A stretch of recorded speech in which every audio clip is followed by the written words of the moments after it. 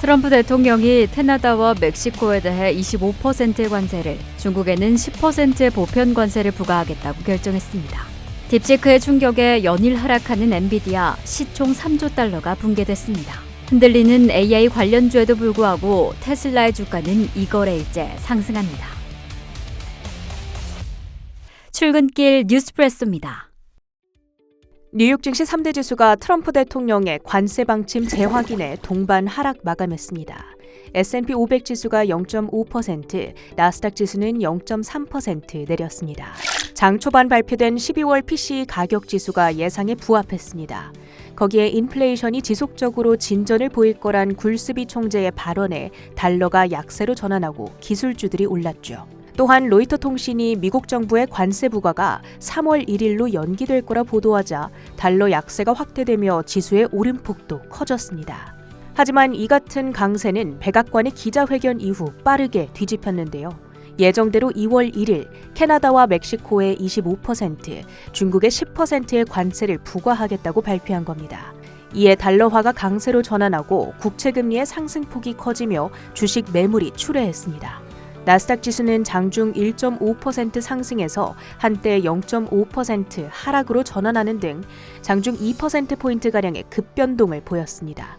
특히 일부 반도체주들과 자동차, 정유업체 등 관세 부과 피해 업종의 낙폭이 컸습니다. 트럼프 대통령과 젠슨 왕 엔비디아 CEO가 지난달 31일 긴급 회동을 가지고 중국 딥시크와 AI 칩 수출 강화 방안에 대해 논의한 것으로 알려졌습니다. 회의 직후 트럼프는 앞으로 무슨 일이 일어날지 말할 수 없지만 좋은 회의를 가졌다고 전했는데요. 이 소식에 장 초반 상승세를 유지하던 엔비디아는 백악관의 관세 부과 뉴스를 빌미로 급락 전환해 3.7% 내렸습니다. 반면 브로드컴은 메타와의 협력 사실이 부각받으며 이틀 연속 급등했습니다. 테슬라는 부진한 실적 발표에도 로보택시와 FSD 등에 대한 기대감에 매수세가 유입되자 1.1% 올랐습니다. 반면 니오와 샤오펑, 리오토 등 중국 전기차 관련주들은 대중관세 부과 발표에 2% 이상 동반 급락했습니다. 또 멕시코에 생산시설을 보유한 GM과 포드 등 자동차주들은 관세 피해 우려감 속 상승분을 반납하거나 하락 전환했습니다. 업종별로는 커뮤니케이션을 제외한 10개 업종이 하락한 가운데 에너지 섹터가 2.4%의 급락으로 낙폭이 가장 컸는데요. 관세 피해 업종이기 때문이죠. 미국은 현재 원유 수입의 상당 부분을 캐나다에 의존하고 있습니다. 관세로 인해 원유의 원가가 높아질 경우 정유업체들의 정제 마진이 감소하죠. 쉐브론이 4.6% 급락했습니다. 에브비는 휴미라의 매출이 급감했음에도 불구하고 암 치료제의 긍정적인 성과에 힘입어 기대 이상의 실적을 발표한 뒤 4.7% 급등했습니다. FDA가 버텍스의 비마약성 진통제 신약 저나벡스를 승인했습니다. FDA가 새로운 계열의 진통제를 승인한 사례는 20년 만에 처음인데요. 주가는 5.3% 올랐습니다. 지라 등 협업용 소프트웨어를 만들고 있는 아틀라시아는 호실적과 함께 강력한 분기 가이던스를 발표한 뒤 14.9% 뛰어 올랐습니다. 출근길 뉴스프레소 헤드라인입니다. 트럼프 대통령은 지난 1일 캐나다, 멕시코, 중국에 대한 관세를 부과하는 행정명령에 서명했습니다.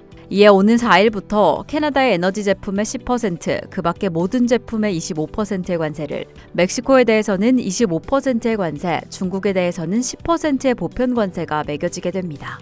이에 상대국들은 지체 없이 보복을 시사하며 즉각 반발하고 나섰습니다. 캐나다 총리는 미국산 제품에 25%의 관세를 부과하겠다라고 밝히면서 앞으로 더 강하고 빠르게 대응할 것임을 전했고, 멕시코 대통령도 앞으로 플랜 B를 시행할 것이다 라며 관세 대응에 나섰습니다. 중국 역시나 강경한 입장을 밝히면서 WTO에 제소할 것이라고 발표했는데요.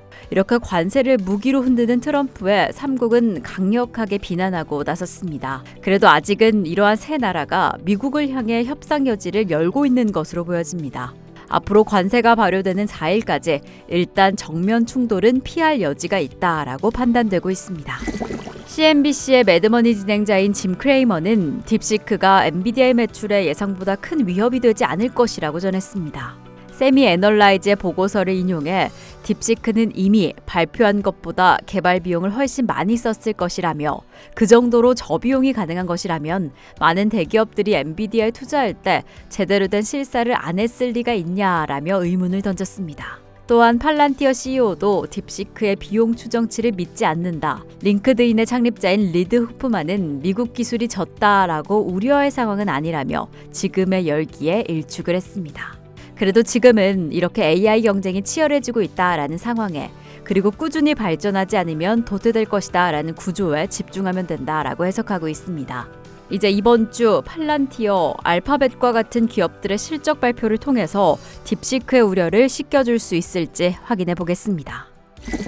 정부 효율부의 수장인 일론 머스크의 측근들이 매년 6조 달러가 움직이는 재무부 시스템의 접근 권한을 갖게 됐다고 전해졌습니다. 이 시스템에는 사회보장, 의료혜택 지급, 세금 환급 등의 민감한 정보가 담겨져 있는데 이번 접근 권한으로 인해서 머스크와 측근들은 정부 예산 지출을 감시하고 필요시에 제한할 수 있는 강력한 힘을 갖추게 됐다고 평가했습니다. 지난 인사처를 장악한 데에 이어서 이제 재무부까지 힘을 키워가는 머스크 측근들의 IB 측에서는 이렇게 정치적으로 임명된 자가 재무 시스템에 접근하는 일은 지극히 이례적이라며 평가하고 있습니다. 이어서 상품 시장입니다. 국제유가는 무역 관세에 대한 불확실성의 변동성을 키워갑니다. 관세가 연기될 수 있다라는 가능성에 급반등하기도 했습니다. 비트코인은 글로벌 관세 전쟁 우려감에 97,000달러 선에 거래되고 있고요. 국제금값은 사상 최고치 경신 이후에 약보합권 지나갑니다. 달러 인덱스는 108.2를 기록했습니다. 이번 주 글로벌 시장이 집중하는 주요 기업들의 실적 일정 그리고 주요 일정까지 체크해 보겠습니다. 다가오는 7일에는 1월 월간 고용 보고서가 공개가 됩니다. 이렇게 높은 수준의 금리에도 노동시장이 뜨거울지 체크해 보겠고요. 그 전에 4일에는 졸트 보고서가, 5일에는 ADP 민간 보고서가 공개됩니다.